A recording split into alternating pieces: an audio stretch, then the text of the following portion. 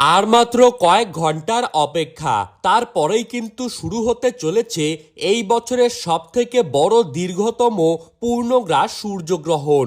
শোনা যাচ্ছে একটানা 4 ঘন্টা 24 মিনিট পর্যন্ত এই পূর্ণগ্রাস সূর্যগ্রহণটি চলতেই থাকবে, যার ফলে গর্ভবতী মায়েদের ওপর সবথেকে বেশি ক্ষতিকর প্রভাব পড়তে চলেছে।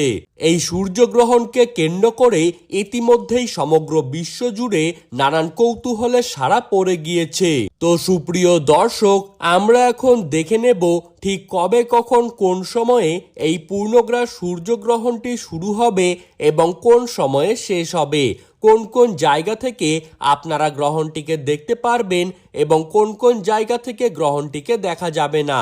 এই সময়ে আপনারা কি কি নিয়ম পালন করবেন এবং কি কি নিয়ম পালন করতে হবে না, পাশাপাশি গর্ভবতী মায়েদের জন্য বিশ্বের বড় বড় জ্যোতিষবিদরা কি কি সতর্কবার্তা জানিয়ে দিলেন, তাই কিন্তু আপনারা দেখতে পারবেন এই ভিডিওটির মাধ্যমে।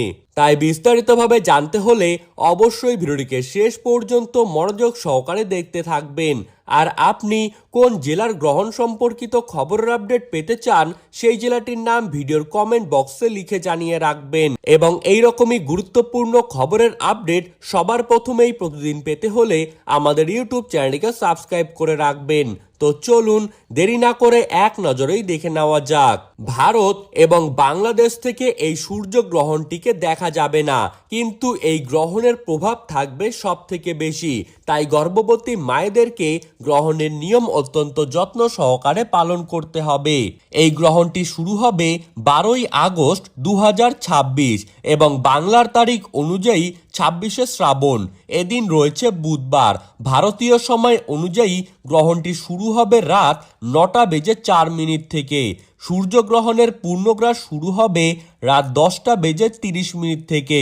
গ্রহণটির সর্বোচ্চ টাইম রাত্রি 10:53 এবং পূর্ণগ্রাস শেষ হবে রাত 12:02 এবং সম্পূর্ণভাবে গ্রহণটি শেষ হয়ে যাবে পরের দিন রাত 1:27।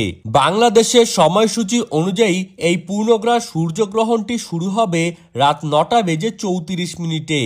পূর্ণগ্রাস আরম্ভ হবে রাত্রি 11টা। সর্বোচ্চ গ্রহণ থাকবে রাত্রি 11:23 পর্যন্ত এবং পূর্ণগ্রাস শেষ হবে পরের দিন রাত 12:32 এবং সম্পূর্ণভাবে গ্রহণটি সমাপ্ত হয়ে যাবে রাত্রি 1:57। এই সময় গর্ভবতী মায়েরা আপনারা শাক কাটা, নখ কাটা, চুল কাটা, কোনো ধারালো বস্তু দিয়ে কোনো কিছু কাটাকাটি করা, এই সমস্ত কাজ থেকে দূরে থাকবেন। গ্রহণ শেষ হলে অবশ্যই স্নান করে নেবেন, আর এতেই কিন্তু আপনার মঙ্গল হবে। ধন্যবাদ।